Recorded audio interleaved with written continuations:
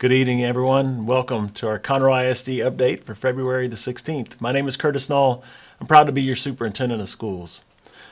What a great night this is. You know, these events are fun for me. They give us this opportunity to have conversation with you and share information with you about the district and kind of how we make decisions and why we make decisions. And sometimes we have more fun with these than others. Sometimes we have bad news to share or things of that nature, and it makes it hard to come here and prepare and visit with you. But tonight we have a lot of good news to share. We're going to try to transition this evening into what I hope will be our future format for these conversations that we'll have moving forward. And we're going to have an opportunity really to give you more in-depth information about different departments in the school district. But more important than that, we're going to have an opportunity for you to meet some of the great people that work here in Conroe ISD. We have wonderful people, and that's what makes this district so great. And here for the last 2 years, you've kind of just heard from me standing here for most of the time, and I want you to meet everybody else because they really do a fantastic job. So tonight, we're going to have that opportunity. We're actually going to get to meet two men who do a wonderful job. Dr. Bob Horton is our coordinator of fine arts. We're going to hear from him, learn more about our fine arts education in Conroe ISD, and then Chris McCord is our assistant superintendent for operations, and he'll give us an update on all of our different departments that fall under his umbrella and how they have really pushed and made it through this COVID challenge, and how do we look moving forward, and share some interesting tidbits with you along the way. So this should be a great conversation tonight, and we really are looking forward to it. I'll also give you some information about our board meeting that we had last night so that you can be caught up and know exactly where we are. But we're going to start this evening talking about COVID. The good news is we're only going to talk about it just for a second, and then we're going to move on pretty quickly tonight. But we do have good news to share with COVID tonight, so I'm happy to do it. So we'll just jump to our website if we can, as we often do. And, you know, this is our Conroe ISD website. If you go to the Roadmap to Remaining Open site, and you can see here that you can go to the dashboard, and we sort of do the same thing every time we visit. We talk about how I like to go back to the beginning of school so that we're seeing a full picture when we look on our dashboard. And you can see very clearly when you look at our dashboard, you can see that we have now really made it through our second big spike of the school year. We had the Delta spike to start the school year, and then the Omicron spike that happened here just a few weeks ago, and we are now moving back in a very positive direction. As we visited last month, we were in a very difficult situation when we last talked. We were in the very height of that most recent spike, and it was really a perilous spot. But let's go and look here once again. As we talked last time, it's employees that really were the challenge for us during this spike. And I'm going to just zoom in a little bit here so we can see it better. But when you go back and you look here at just 1 month ago, we had 632 employees out with COVID. And that's in addition to all the normal illnesses that people have or reasons that they would have to miss work. And we actually had a Friday that week where we had over 1,100 employees absent. And so that's when we came on and we talked about that. We talked about how we were in a tough spot and we weren't sure how it was going to go.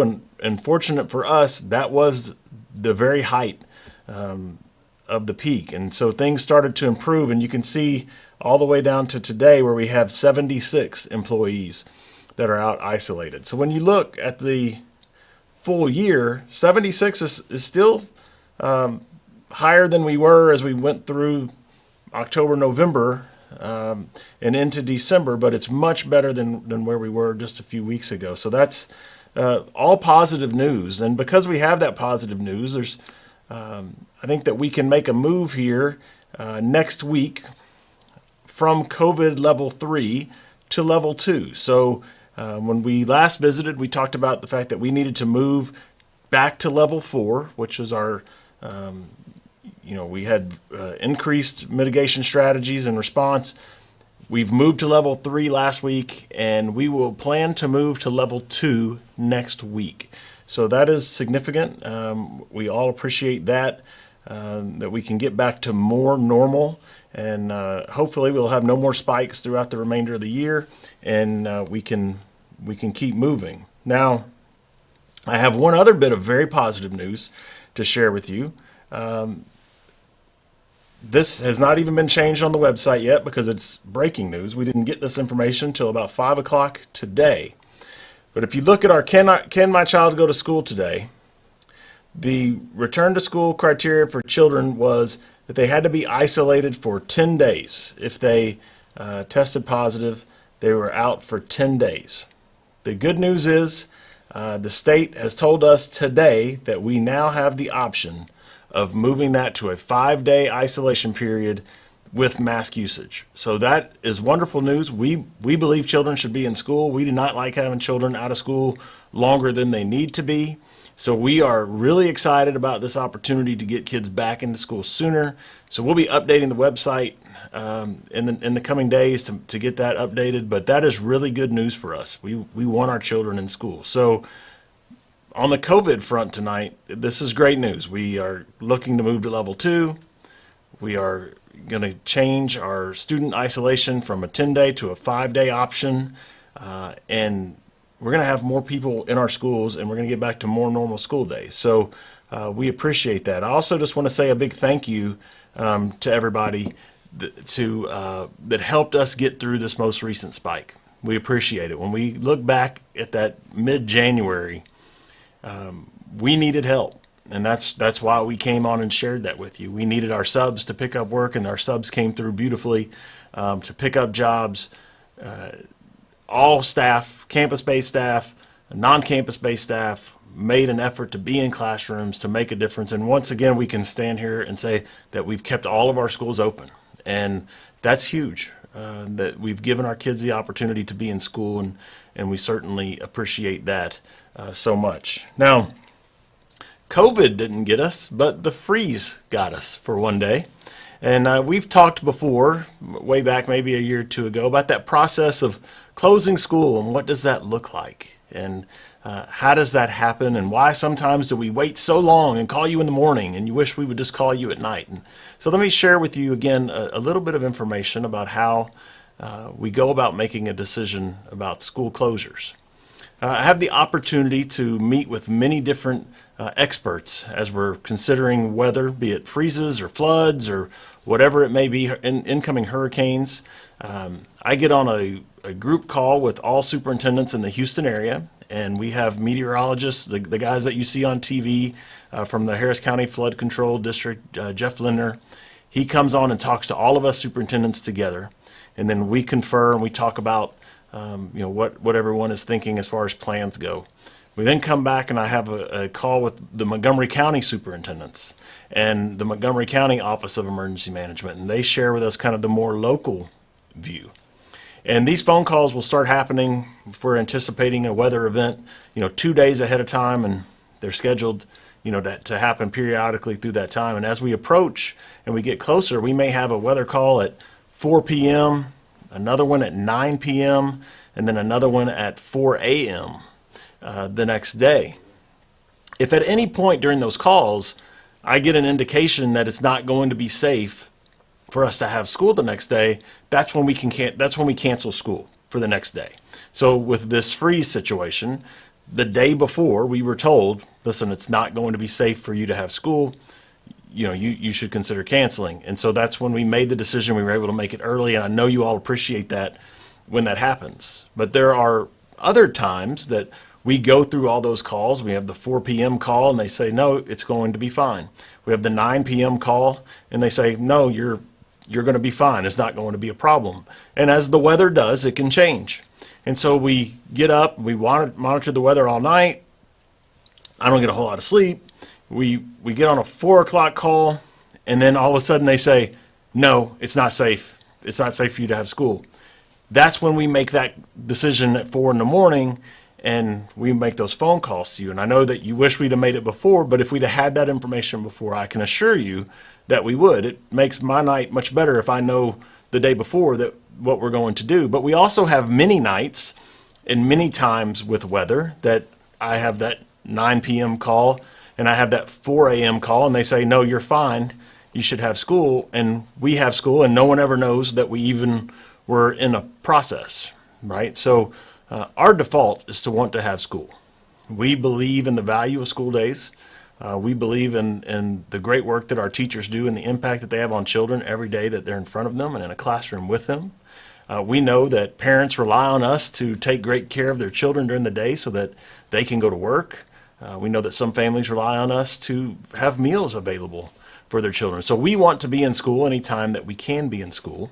But there are just those times when they tell us that it's not safe. The other reality for us here in Conroe ISD is that we're so large. 348 square miles, it may take 45 minutes to drive from one end of our district to the other. So there are times when one portion of our district may be flooding and the rest of the district is fine and we should be at school. And so we may have school, but it may not be safe for you to have school. Maybe your neighborhood is having an issue. Know that we always support you in your parental choice. If you need to keep your children home on any given weather day, it's always your decision. If it becomes our decision if we close school, because we've made that decision now for all 68,000 children. But if we decide to have school open, then it's all parents' choice if you send your kid, and we always support you in that. So that's just a good thing to remember.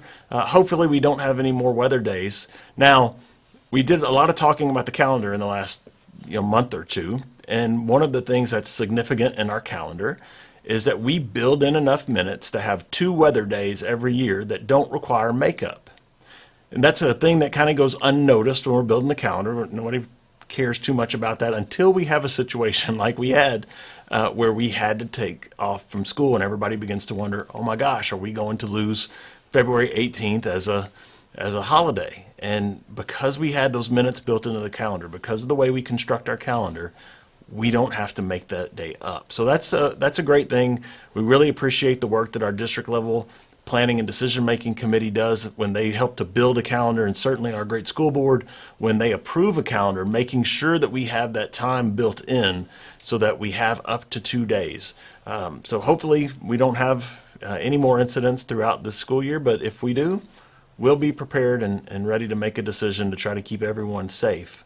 One more factor I'll just mention to you when we talk about the being open or being closed. One decision that can drive us to being closed, and I should have mentioned this earlier, but I do want to share it. Sometimes it's the weather or the situation outside of Conroe ISD that can affect us. So we have employees that live in Huntsville. We have employees that live out to the northwest. And so while we may not have frozen roads in Conroe ISD, if there are frozen roads to our north or out to our west, then perhaps we can't get all our staff here. And if we don't have enough staff, then we can't open school. So those are also factors that we consider when we think about closing school. So I really didn't even have that on my list to talk about tonight. I just thought it was kind of timely and we should share it, so we did. So let's talk about our board meeting from last night. So every month we have a board meeting, a wonderful school board that we have here in Conroe ISD. We celebrated them last month. It was School Board Appreciation Month, but we appreciate them at all times. They're unpaid volunteers, and they do great work, and so we certainly appreciate the board. And you can see them here, Skeeter Hubert, Scott Moore, Teresa Wagaman, Ray Sanders, Stacy Chase, Datron Williams, and Dale Inman. We appreciate the school board and the work that they do, and they come each month for a meeting, and they do the business of the school district. So last night we had that meeting. It was wonderful.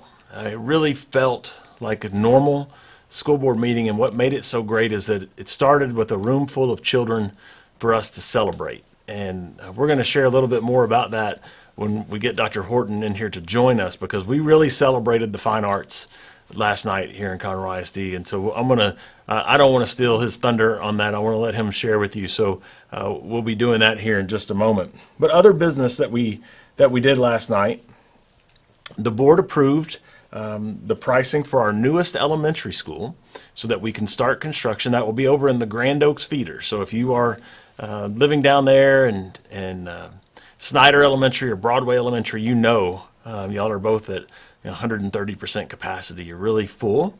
So we're going to build a new elementary It will start construction here soon and open not next school year, but the following school year. So the board approved that. And one of the things that we learned last night, which is not surprising information, we're all living with this in our personal lives, but cost escalation is unbelievable. The inflation rate for construction costs is really out of control. So we are currently building an elementary.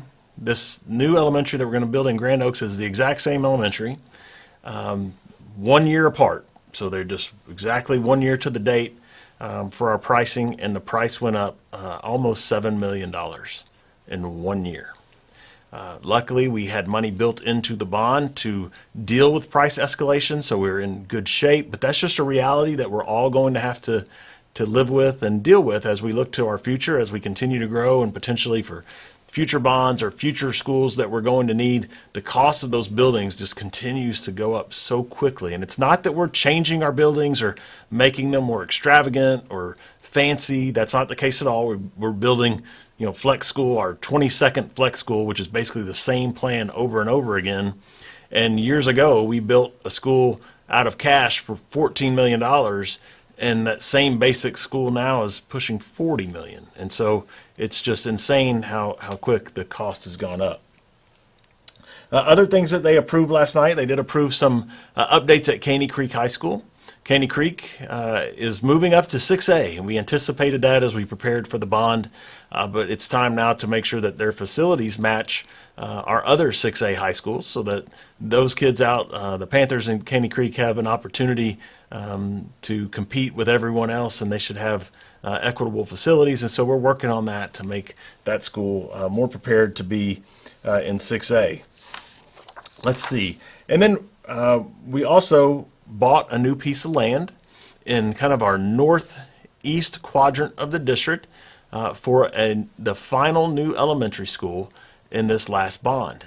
And this elementary will be likely be a split campus as far as feeder zones go, from the Caney Creek feeder and the Conroe feeder. So it'll be looking to bring some relief to Patterson, Anderson, Runyon, Austin, Creighton, all of those schools that are over capacity will get some relief. That school will likely open in 2024 or 2025, depending upon need. But we were able to go under contract for the land for that school, so we're excited about that. And then we had an opportunity to name 3 new principals last night. And these are actually principals that have been on their campuses as interim principals, but last night they became official. So Dr. Carlton Todd at Stockton Junior High, Josh Hughes at Wilkerson Intermediate, and Lizzie Thompson at Bush Elementary. So congratulations to those great leaders. We know that they're going to continue the fine work that they've already started on their campuses. We also had an opportunity to name our new chief of police. We have a wonderful police force here in Conroe ISD. They really understand what school policing is about. They have a heart for children. They're mentors. They're guides. They really work hard to make every situation better on our campuses, and they've come to be that under the leadership of Bill Harness, who is our current police chief. They are the model, and other police departments come to us to be trained so that they can learn to do it like our great officers do it. And as Chief Harness retires, he has prepared our next police chief very well. That's Captain Matt Blakelock. Captain Blakelock has been in the Conroe ISD Police Force for over 20 years. He will do a wonderful job leading our police department, and he is a man that we will bring in a future one of these conversations so that you can get to know him and get to know the work of our police department a little better. So we'll look forward to introducing him to you. Many of you may already know him because he's done a lot of trainings throughout the school district in the past few years, and so but we will look forward to that day of introducing him as well. So it was a great school board meeting. We enjoyed it, but as I mentioned, we started off really with a bang. We started off with a student celebration and really a celebration of fine arts. And so tonight I'm excited to welcome Dr. Bob Horton, and I'm going to try to make some room here for Dr. Horton to come join me. We got Dr. Horton a stool to sit on because he's about 6 inches taller than me. And so it helps. Now, hey, looky here. Hello, Dr. All right. So, well, we're going to talk about the arts, and we're going to talk about the great programs that we have in Conroe ISD, because it's really amazing what we have, the opportunities for children. But let's start by talking about the celebrations from last night, because we had two big events. Can you explain what those were? Sure. Thank you, Dr. Null. We had 41 all-state students recognized, band, orchestra, and choir. That's a great picture of them. Thank you, Andrea, for putting that up.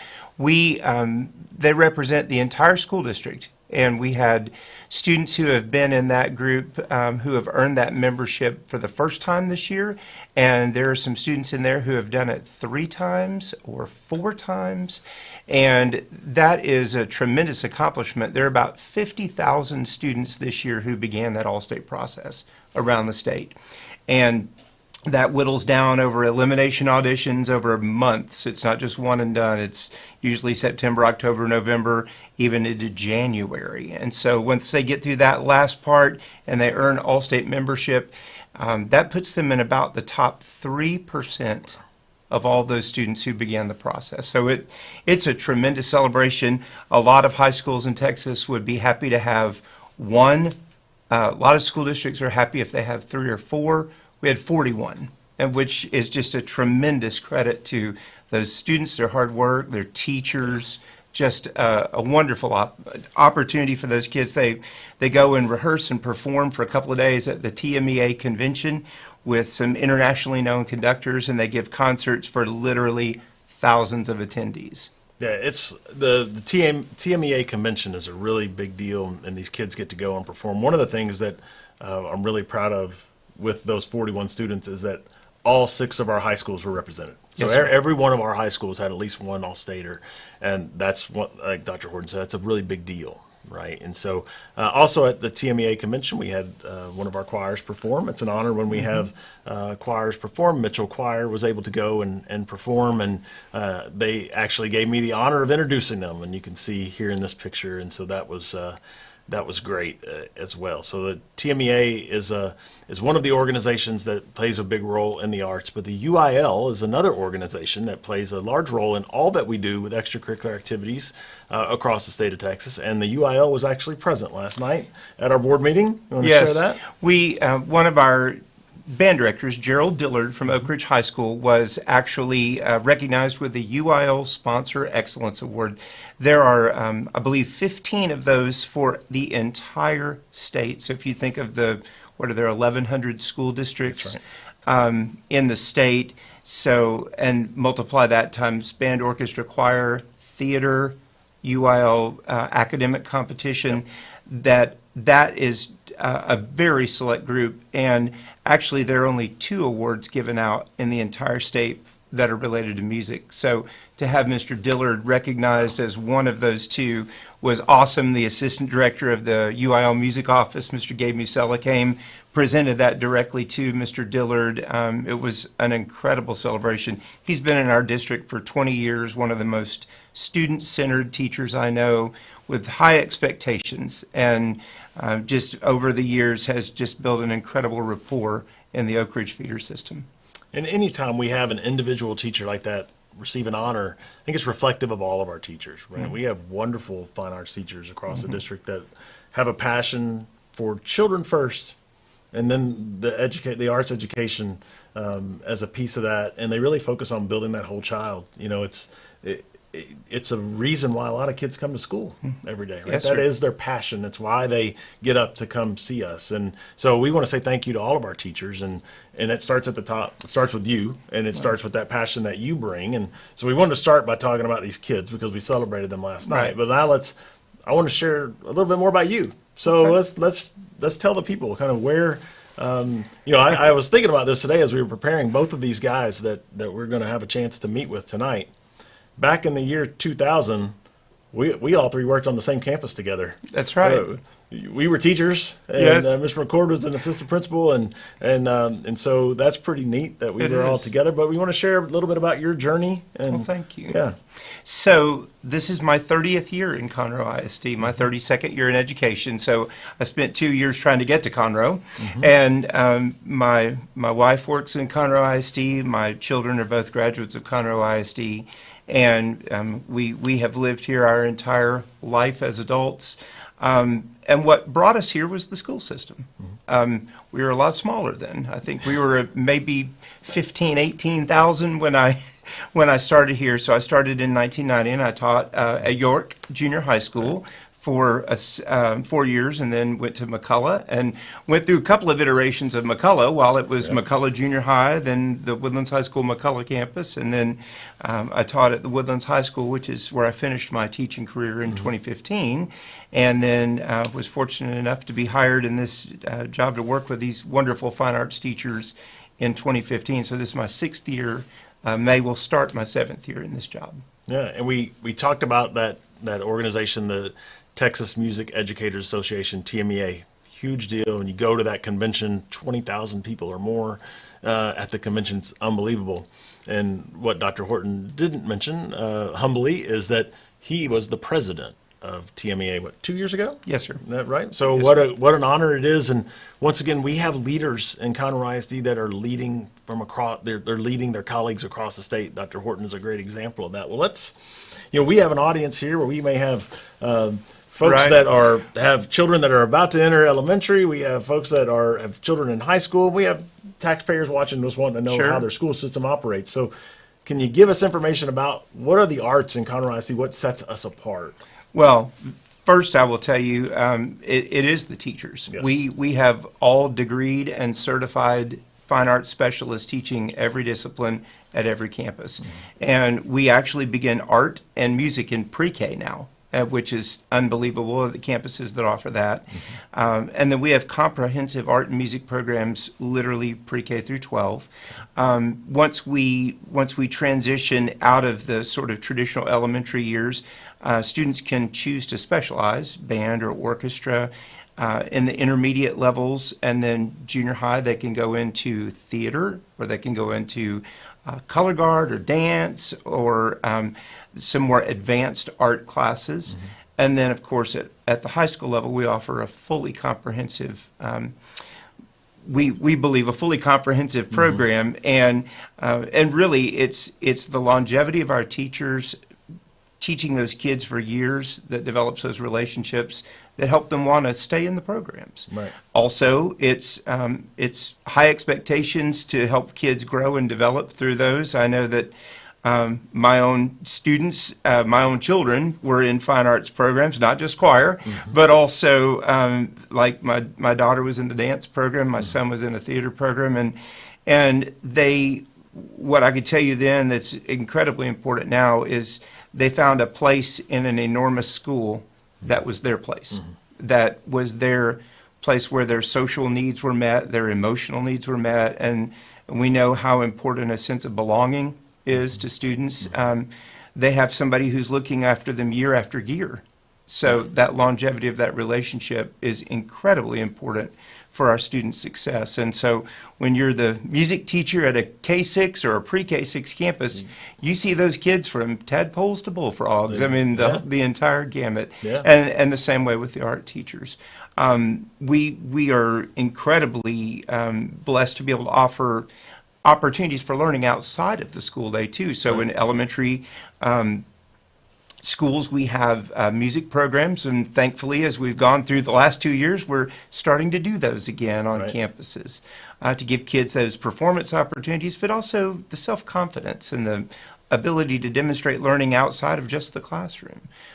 We offer art competitive experiences, even at the district level, and of course, Western Art Show is rodeo season. It is like rodeo season, and we have students, and we have student artwork all through the administration building that really highlights the talents of those students.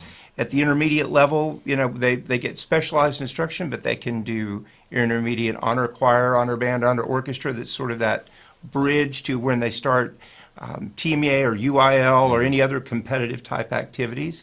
And then there's solo opportunities for them to perform things that really, again, build that self-confidence, build that opportunity for them to express themselves in healthy and appropriate ways. Yeah, one of the things that I find unique, when I was in school, I didn't have the experience of like band and orchestra in 5th and 6th grade. Like, that's an investment that many of our surrounding districts don't make, Right. To have that opportunity at such a young age. And we see it pay off as our Yes. students matriculate through the system and then become very successful. And I thought Dr. Horton shared something there that was very powerful that I used to share when I was a junior high and high school principal, as parents would ask me for advice, and I'll share this with all of you.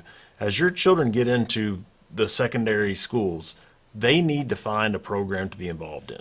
As Dr. Horton mentioned, shrinking the school and giving them a group of peers to be around, and having more adults that love them and are keyed in on their success, that's really positive. And so these programs provide that. Additionally, like even when you get into that high school level, we have college credit art programs, right? Like we do. We yeah. do. We offer the full slate of the advanced placement AP art. So students can earn AP music theory credit. They can earn advanced placement art studio or art history credit. So they can actually go to college having earned credit in the arts as well as in academics. And so it's really an amazing opportunity, and it's all taught by our teachers who are trained in those different things. We've even begun to think about offering a high school art credit at the junior high level that allows those students to be able to even develop their skills a little bit earlier, earn some credit, and open up some more electives in high school, because we know that it's a great thing for kids to be versatile in many areas. Yeah, so both of my children took advantage of that AP art credits in high school, so that saved me money as a dad as they went to college, so that's always appreciated. But I know like some of our high school art programs, like ceramics, and it's a unbelievable, and you mentioned it, but we see their talents here. You know, we have in this administration building, we have all this art, but we also have district art shows and Western art shows that are open to the public. And if you have children displaying art, certainly you're going to be there, but everybody should go. Like it's incredible. I feel very inadequate when I go, but it's... Oh, understandably. I actually had a community member ask me the week before last when we were going to do a district art show, because typically we do that in August at the beginning of the school year to kind of kick off the year and show the newly selected artwork for the year. Well, that was not the best time to be inviting, a couple of thousand people to come through the building. So I'm very happy to say that we're actually going to do a district art show open house March 26th. Great. And all that information is on our Conroe ISD Fine Arts website.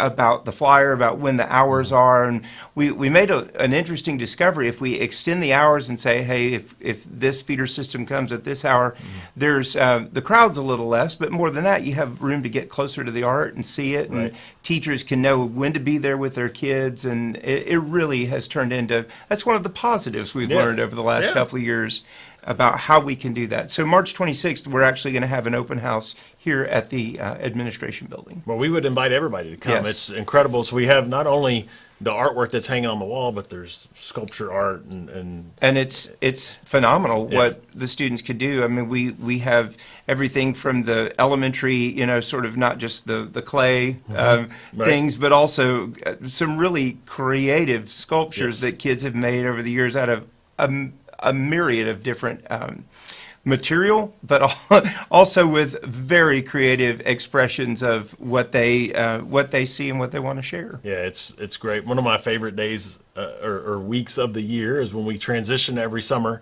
We transition artwork from last year's art to this year's art, and there's not a ton of perks to being the superintendent, but one of the great perks to being a superintendent is I get to go see the artwork first. And I always take advantage of that opportunity. So it's set up in a room here in the building, and I always get to go and get the first peek at it. And I'll spend hours up there just going through all that artwork. I love it. And it's fantastic. And then you see it as our teachers come in and work so hard to set it up in the building. It's amazing. And so we really appreciate it. The arts education, like we've talked about, it's really about building the whole child. And they may not go into a professional music career, but the lessons they've learned, the relationships that they make through these programs will absolutely benefit them their entire life. Absolutely. And there's such an incredible correlation to the persistence and determination that it takes in the arts to academic success that really actually becomes an interactive life skill. Yeah. So we're very blessed to have an amazing group of teachers and kids, and such incredible support from our school board Yeah. and our administration that allows us to have these great programs literally all over the district. So it doesn't matter which feeder system your kid is in, they get great experiences from the time they enter Conroe ISD till the time they graduate. And you mentioned, the school board is dedicated to the arts and to fine arts education. And you go back, I guess it's been 7, 8 years ago now, when we had a huge budget crunch across the state. And Dr. Stockton was the superintendent at that time, and the school board at that time, they made really a declaration that we would not be cutting fine arts programs in Conroe ISD to try to make the budget. And that investment has just paid dividends. Absolutely. We continue to be very successful. So thank you for your leadership. I mean, it makes all the difference when it starts at the top with a passion and a love for what we do every day. And so we appreciate you. And I'm glad that you all got a chance to meet Dr. Bob Horton today. And I know a lot of you probably knew him, but now you know him better, and you can see why our fine arts programs are so great. So thank you, Dr. Horton. Appreciate you, so Dr. much. Null. Thanks for coming. Yes, indeed. All right. Well, as we keep moving, I want to share with one other special person, Andrew. You come join me for a second. So this is the man behind everything that happens here. So he's the guy that gets us on YouTube. He's the guy that just tripped over a cord as he made his way over here. This is Andrew Stewart. If you have ever gone to any of our YouTube channels, maybe you've watched a football game online, you watch any of these events, you see all the great pictures that happen. Andrew is the guy that makes that happen, and today is Andrew's birthday. Happy birthday, Andrew. Thank you. Appreciate all that you do. We made you work on your birthday night. It's all right. That's horrible. I enjoy it. It's all right. Yeah, we apologize, but please join me in wishing Andrew a very happy birthday. Thank you for all you do. You Thank always you. make us look good, so thank you. Appreciate it. Thank you. All right. Well, and one more great person to introduce to you tonight, Mr. Chris McCord. And we'll ask Mr. McCord to come on in here. Mr. McCord, good to see you, sir. Good to see you. Mr. McCord is our Assistant Superintendent for Operations. And that is a huge job, and you're going to hear tonight all the different departments that he has the opportunity to work with and the great work that they do, and you'll see how important his job is. But first, you wanted to share with people a little bit about yourself and your journey here in Conroe ISD? Yes, I got the opportunity to go to Texas A&M. I did my student teaching in North Houston. As fate would have it, I started out and I worked at Hodges Bend Middle School in Sugar Land, Fort Bend ISD, worked there for a year. I got to spend 7 years in Humble ISD, serving in a number of different roles in Humble. And then one day, a nice gentleman named Dr. Don Stockton offered me a job. I became an administrator in Conroe ISD, changed my life. I'm forever grateful and blessed and never will take it for granted. And I've been here ever since and never plan on leaving. And so you served many years at McCullough? Worked many years at McCullough. Also, Branch Crossing Junior High, which is now known as the Woodlands High School and Osprey campus. Right. And once again, just like Dr. Horton and myself, actually, wife in the district, children have gone to school here. Yes. So my wife, Angie, worked for many years. Very fond of her. And she served in a number of different roles, including being a teacher, testing coordinator, 504 coordinator. Had 2 wonderful children, Brock and Blair, that came through Conroe ISD, kindergarten through 12. And I will tell you, I'm forever grateful to CISD for the education they received and the friends they made. And they were able to go to college and flourish. And they did it mainly because of the experiences they had, opportunities, and rigor they received while a student in Conroe ISD. And they're both gainfully employed and off your payroll at this point. They're both gainfully employed in the finance sector, doing fantastic. Good. And I will tell you, too, just to echo what Dr. Horton and you said, as far as the AP classes and dual credit, it really helped them when they got to college. And one of the advantages of it was not just that you had all these hours going in, but it allowed you to take a number of hours each semester that they could focus more on what they were doing in their studies versus being overtaxed. So the benefits of having those opportunities in high school really matter. And just to segue off that, my children were both very involved in athletics in Conroe ISD. And I tell you, it was really beneficial to them to echo what you said. Mm-hmm. As you get into secondary school, getting involved in something is beyond important. And if I'm a parent or a guardian, there's a lot of things that take up my time each day. But helping foster my children to be involved in something in secondary is one of the most important things I could ever tell you as a lifelong parent and administrator in Conroe ISD. Yeah, absolutely. And, Mr. McCord is a great man, and all these years that he's spent here, he's been very successful in Conroe ISD. And I will tell you that we would not have been as successful over these last 2 years. We would not have been able to keep our schools open without Chris McCord in his position leading our operations team. The work that he's done to make sure that we're safe and we're healthy and we can get everybody to school and get them fed. The team of people that help make that happen is really unbelievable. And let's start, if we can, and we're going to kind of hit every department a little bit, but let's start with health services. Well, the nurses, you talk about a group that has been so taxed in the last 2 years, and yet they just keep rising to the occasion. Well, the nurses, they have been taxed, and they've been at the epicenter of fighting COVID and providing what we needed to be able to have school when a lot of districts couldn't. And so, there are 70 RNs and their campus support staff as far as paraprofessionals, LVNs, and within that group, they have risen to the occasion. I encourage you, once COVID protocols allow if you see a nurse from a campus, to give them a side hug. Yeah. They deserve it. Yeah. And so, nurses that are watching, I salute you. We appreciate you, and we tell you all the time, but we wholeheartedly mean it. And we appreciate all you've done navigating this. If you're out there watching, and perhaps you are an RN, and we are constantly hiring nurses to be on campus as a campus-based nurse. But something you may not know is that if you would like to be a sub-nurse, maybe your family situation allows you to sub, but maybe not work full-time, we are always hiring and are currently hiring substitute nurses that are RNs. So if you're interested, you can find out more information at our substitutes page at the Human Resources website, and we would love to have you.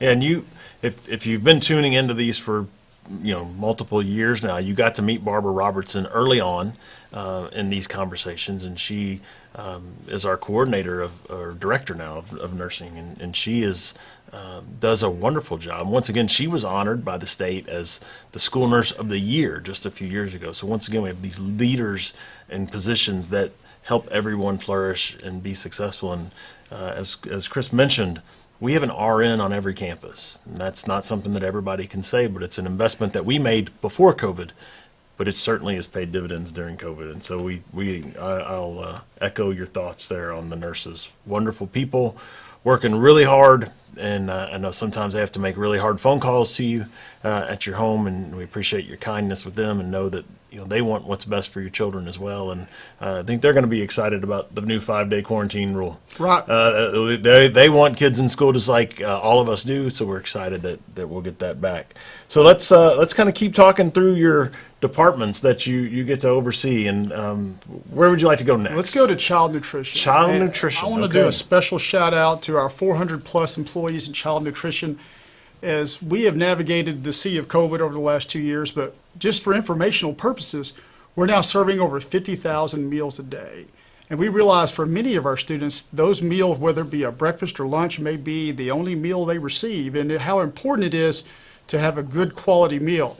So I think a lot of people realize that their children qualify for free lunch. I think many of them don't realize that it's also free breakfast. Yes. So working with transportation, navigating the seas of traffic around Montgomery County, we work hard to get kids to school on time because we know breakfast is important. We also appreciate the campuses that get creative in finding ways to make sure that children have time to eat breakfast. So we're serving, if this is hard to believe, over 50,000 meals, which is 50% more than 2 years ago. Wow. So that is impressive. I will tell you that this summer we will continue to have free breakfast and lunch at designated sites for any child under 18. The last 2 years we've done curbside feeding for free. We are waiting to hear back from the federal government if that's going to be an option. We are hoping it is. If it is allowed, we will do it. But it is a big deal. So we appreciate that, and we'll continue to offer that. I will tell you, and just being honest, there's a lot of things to be excited about. Spring is just around the corner. Right. We oversee in our department the COVID testing facility.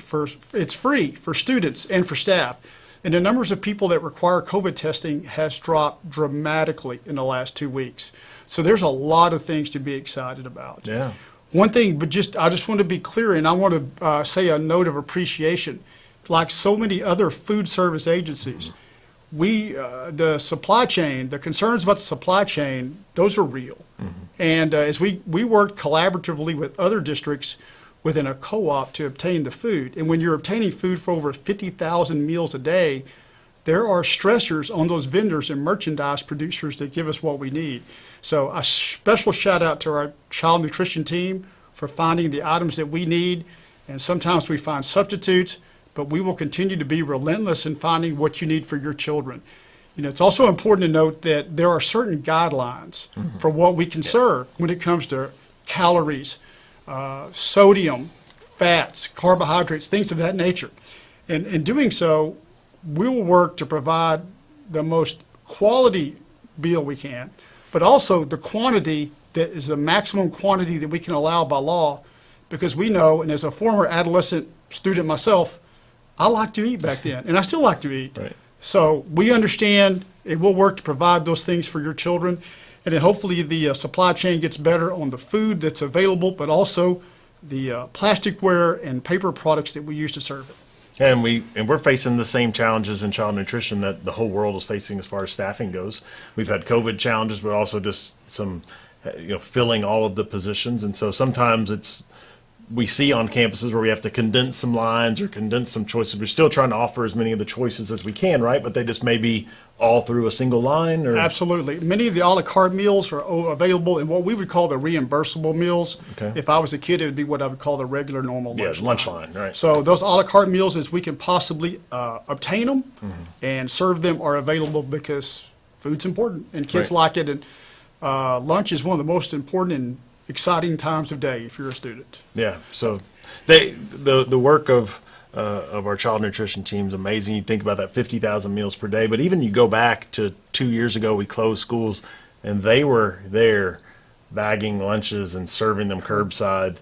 When this whole thing first started, and there were people that were really struggling with food insecurity, they were there. When so many people were not working, they were working every day. Yes, sir. And they're really just wonderful people, and we certainly appreciate them, appreciate your patience as they fight through those supply chain constraints and staffing issues, and just the fact that we serve so many meals. So they do a wonderful job, and we're thankful for Robin Hughes and everybody in that department. So how about transportation? We all see and love those big yellow buses everywhere. Transportation. Well, I'll tell you one thing that I'm excited about, and I think that you will be excited about if you're a parent or a guardian or a student or a bus driver, is that we have exciting news. And that is, growing up in Texas and living in Texas my whole life, I'm a big fan of air conditioning. Yes. And I realize many of you out there in video land are too.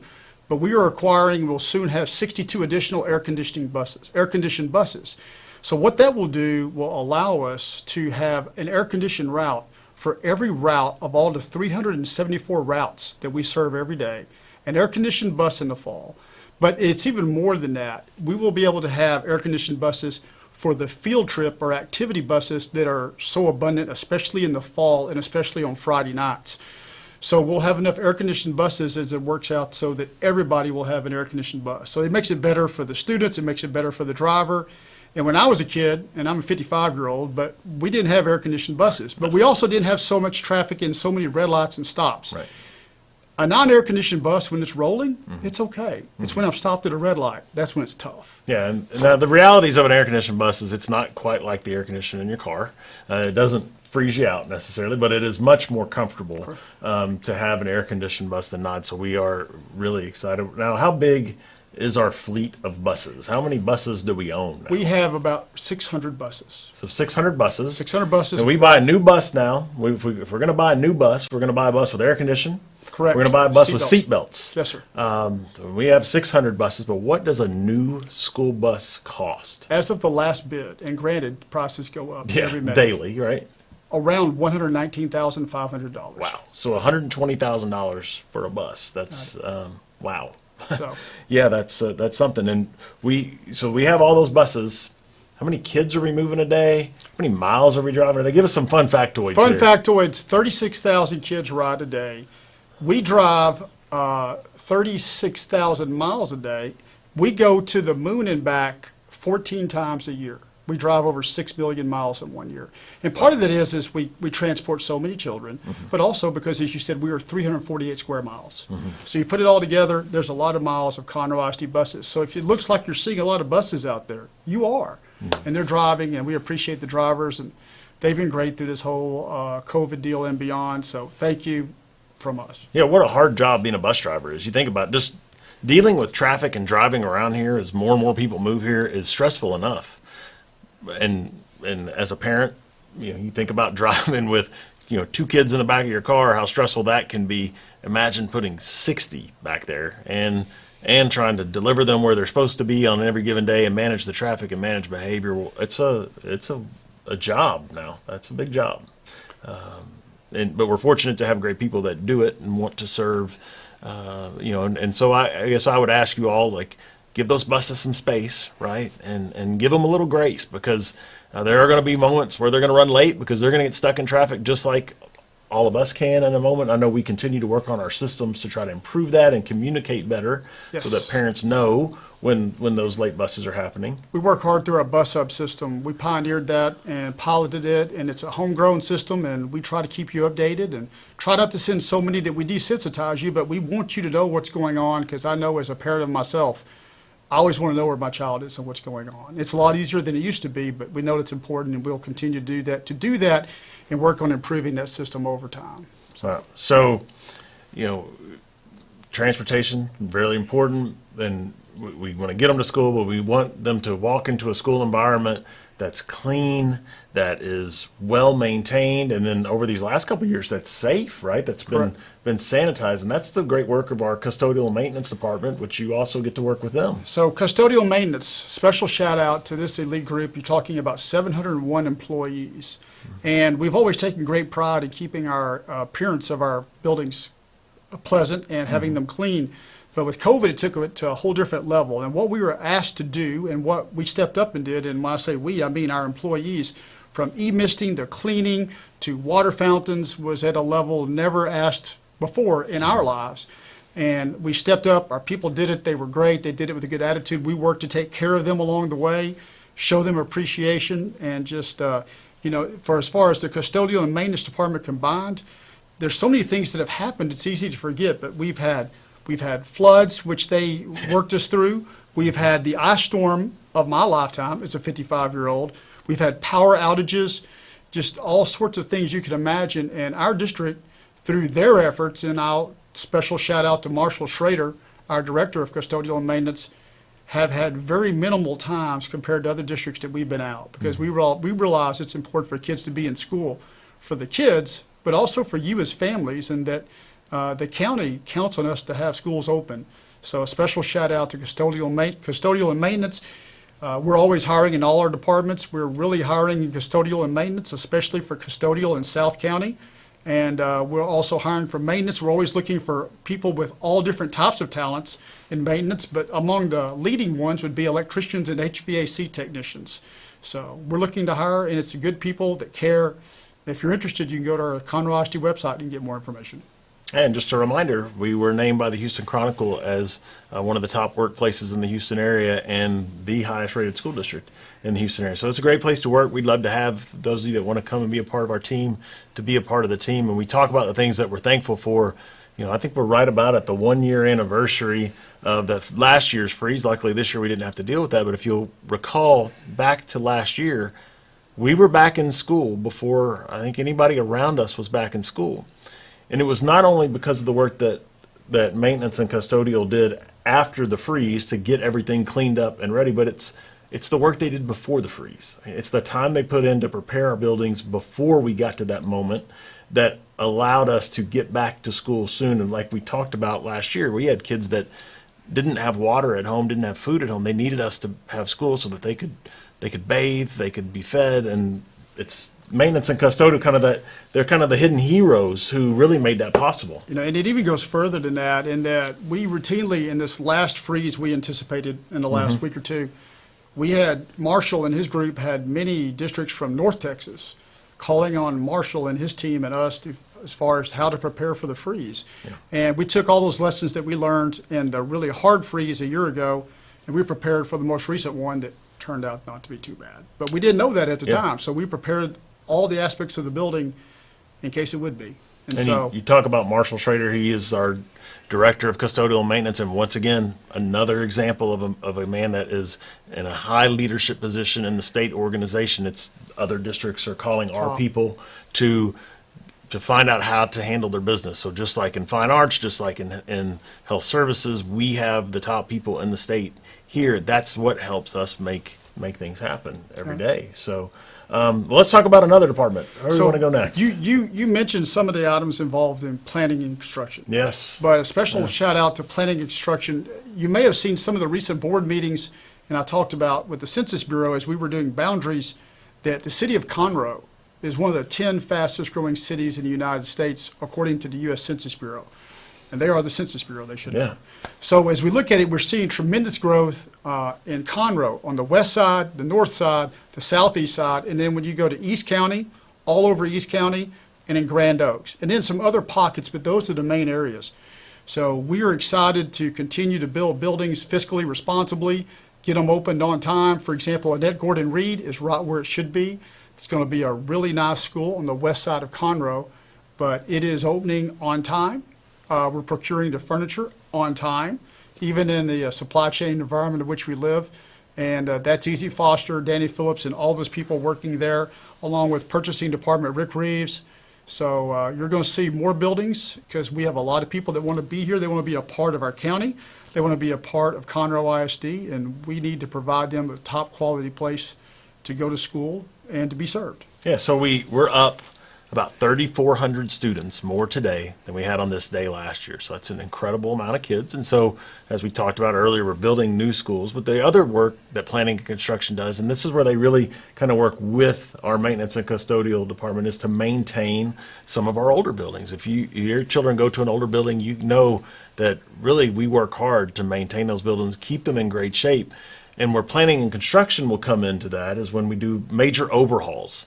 And so, we go back into a building and we may pull the ceiling tiles out and everything above the ceiling gets replaced, from water pipes to air condition units and all the duct work that goes in there. That's work of planning and construction as well. So it's not only building a new building or building an addition to a building, but it's also major projects that help extend the life, because we all own these buildings. We as taxpayers, these are assets that we own. And so what we want to do is build a quality building for, like you said, as fiscally responsible as possible.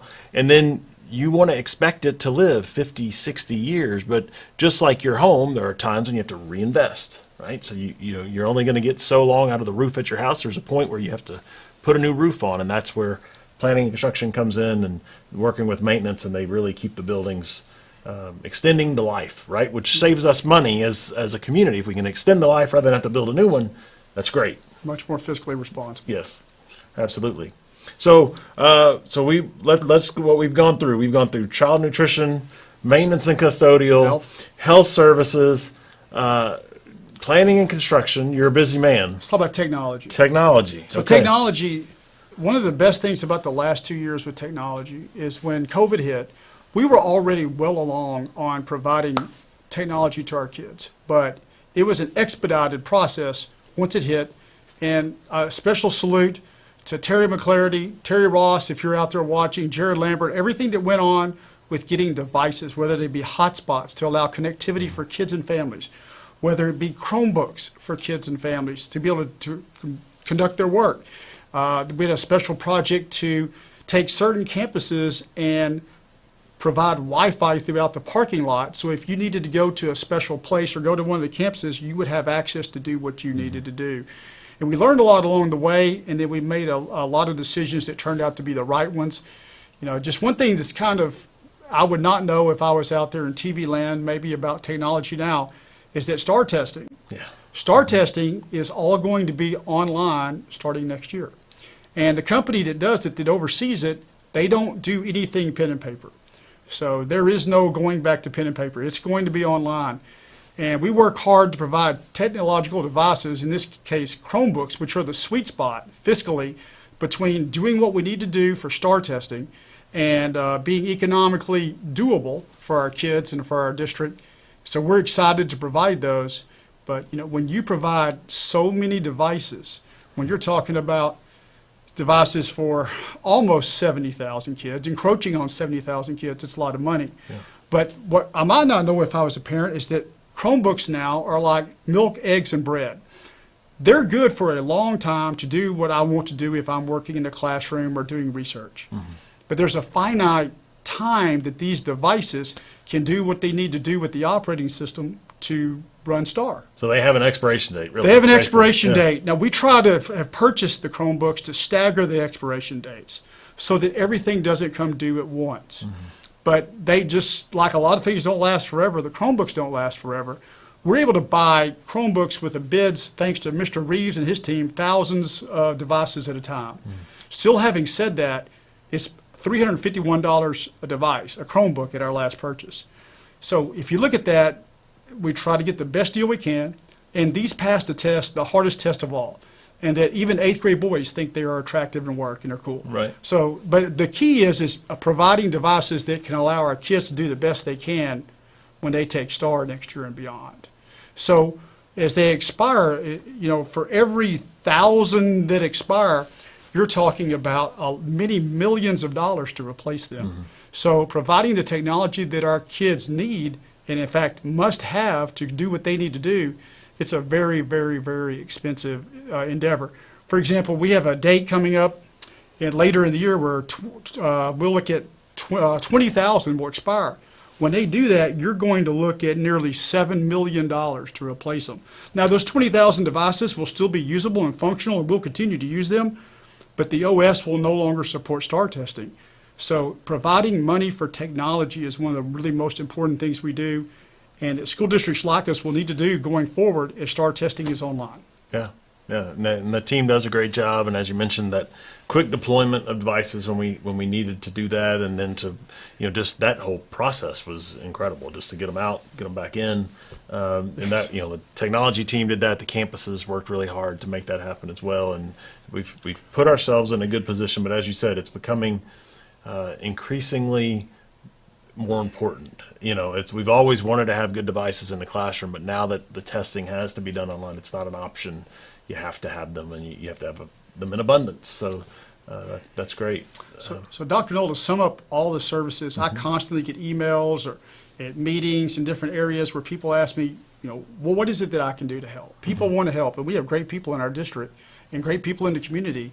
So I would say, to echo what Dr. Knoll had said, we were named by the Houston Chronicle as one of the top places to work in the area, in the top school district. Mm-hmm. But, a school is really the staff and the students in the building. Mm-hmm. The building is important, and the building plays a factor in the school, but it's really the people that make it up.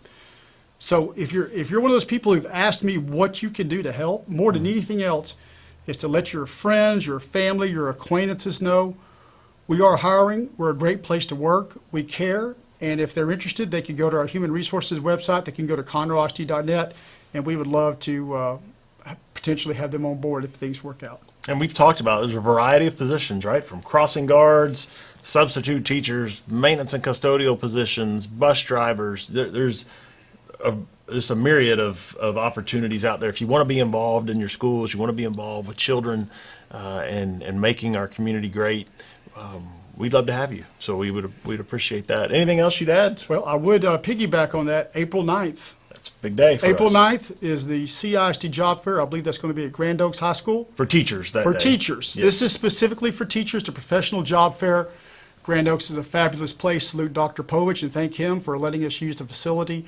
But if you are a teacher and you're looking for a great place to work, and according to the Houston Chronicle, the best place to work, April 9th. Yeah, so for all of you out there, if you have loved ones that have, been thinking about making a move to Conroe ISD and they're just not sure, if you would share this and invite them to register for our job fair and come see us. We are in a very unique position when it comes to the job fair. Many school districts will travel to multiple job fairs at different places and try to pick up one or two teachers at different places. We host our own job fair, and that day we'll have probably 12 or 1,300 teachers come to us to want to come to work here. And we'll likely be hiring, I would guess next year, 600 or 700 of them.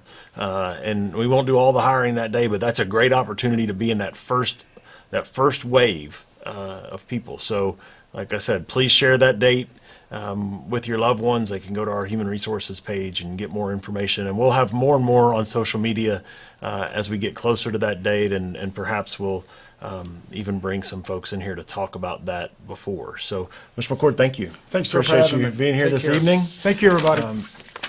You can see, as we talked about, unbelievable people here. Like there's, as people will call me and ask, like, well, what's the secret? How do you all maintain the third lowest tax rate in the Houston area and yet your performance is so high? How do you do this?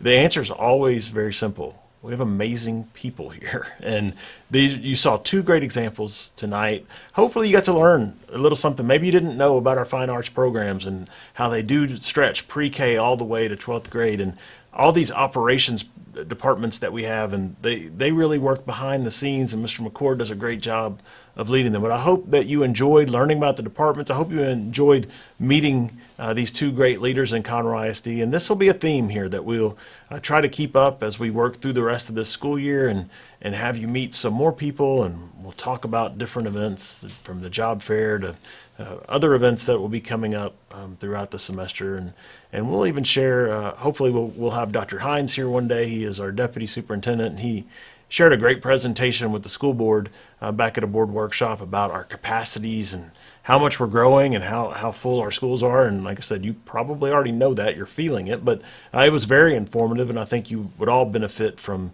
seeing that. So hopefully we'll have him join us one day as well. But if you have departments that you'd like to know about and you'd really like us to invite somebody to one of these events, you have that opportunity to go in and put your comments in, and we'd love to see those, and we're open to suggestions. But we do enjoy this opportunity. Rather than just to send you an email, we enjoy the opportunity to give you more information. It's really great. So it looks like we're pretty good on questions tonight. So if you have anything, you're always welcome to submit those. We'll try to get your questions to the right people so that you can get answers along the way. But I appreciate you joining us this evening. Once again, just to recap kind of where we've been tonight. Next week, we will be looking to move to COVID level 2. We're excited to announce that we're reducing that isolation period from a 10-day to a 5-day with the mask option for our students, which is really powerful to get people and our students back in the classroom where we need them to be and where they need to be. So we're excited about that. Appreciate you joining tonight. Once again, happy birthday, Andrew. Go home and celebrate. Appreciate you all. Have a great evening.